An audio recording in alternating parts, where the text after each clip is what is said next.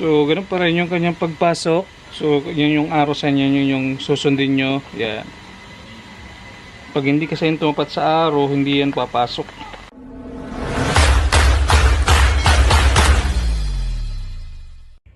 Yes, it's me again, Daniel TV Vlog. Ngayon pa po ay magre-replace tayo ng fuel filter ng Montero Sports. Kaya kung bago pa lang po kasing channel, please click the subscribe button, click din yung notification bell para lagi kang update sa lahat ng video na i-upload ko. Libre lang po yan.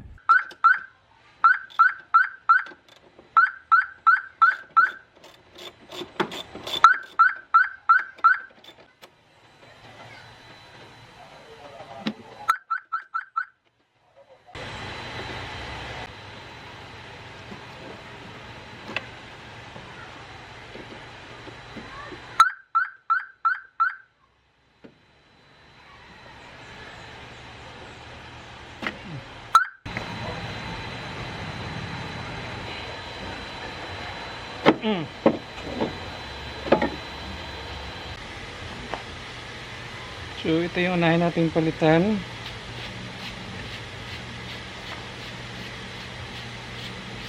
Tingnan natin yung kanyang fuel filter.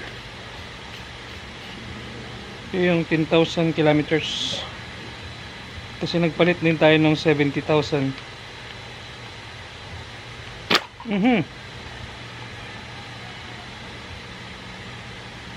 So, kailangan talagang palitan every 10,000 kilometers. Tingnan nyo naman ayun So, madumi na siya sa kanyang 10,000 kilometers. So, kailangan talagang palitan.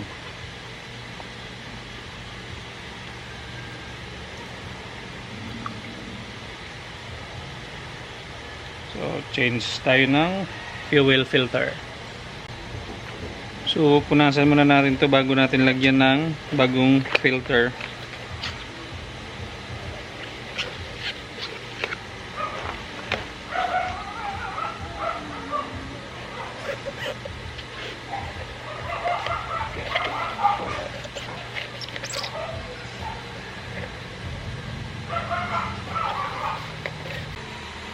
So, yung gamit natin sa fuel filter is F193.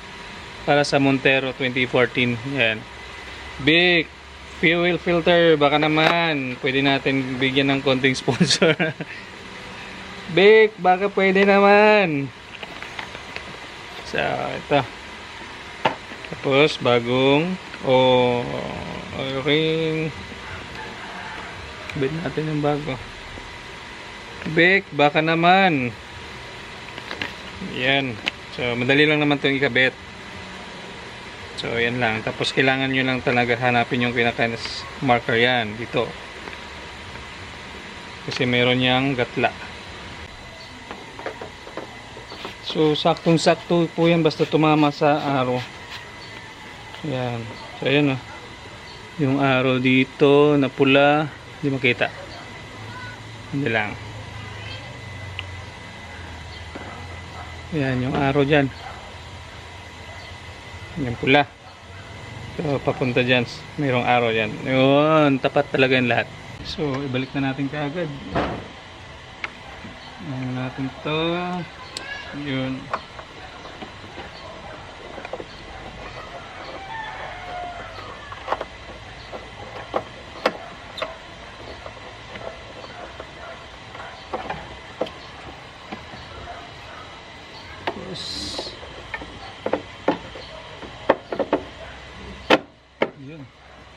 Tapos balik na natin yung mga hose.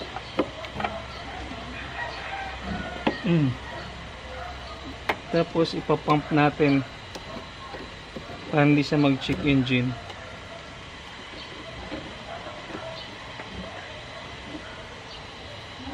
Tapos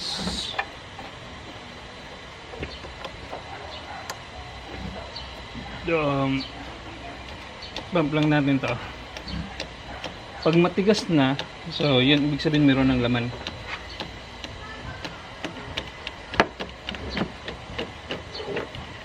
Yan konti-unti na siyang tumitigas. Pag matigas na, okay na yun. Puno na yung kanyang filter.